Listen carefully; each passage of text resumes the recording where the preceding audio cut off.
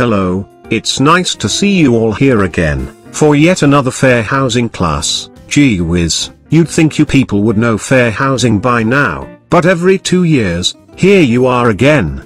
Back for more. Now, I'd like to think that you're all here for the riveting entertainment that these online fair housing courses provide.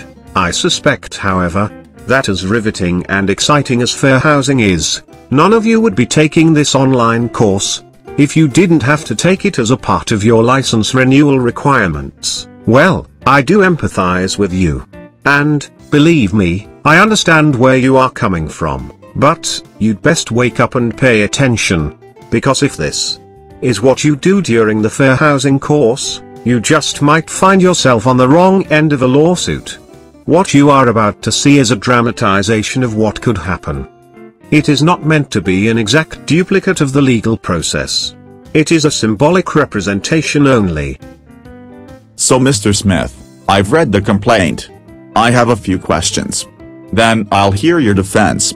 Okay? Yes, sir. Okay. My first question is, you have a current Arizona real estate license. Do you not? Yes, I do, Your Honor.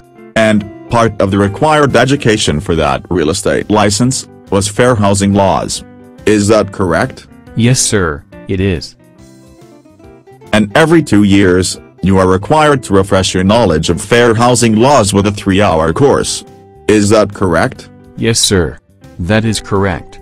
Yet, despite your knowledge of fair housing laws, you still refuse to rent to the Roberts family because they have children.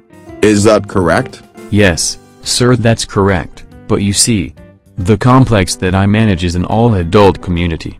The tenants all love the no-kids policy. If I were to rent a unit to the Roberts, all of my existing tenants would be furious, because, you know, they don't want kids around. That is your defense? Really? And tell me, Mr. Smith, is there a public record on file that this apartment development qualifies as housing for older persons? No, sir, there isn't.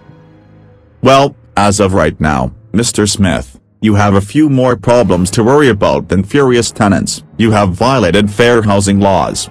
Your real estate license requires you to have a thorough knowledge of fair housing laws.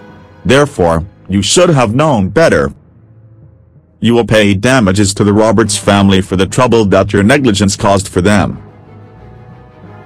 Not only that, but the Roberts have filed a complaint with the real estate department. You are very likely to be disciplined by that state regulatory agency as well. Gee, maybe I should have taken those fair housing classes more seriously.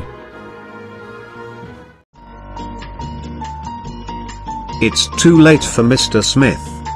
He's already blown it. He may lose his license over it.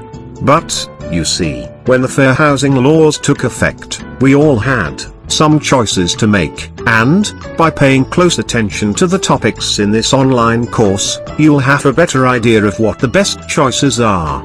That way, you won't end up like poor Mr. Smith. So, I guess the moral of the story is, get your act together, straighten up, and pay attention. Because, folks, fair housing is serious business.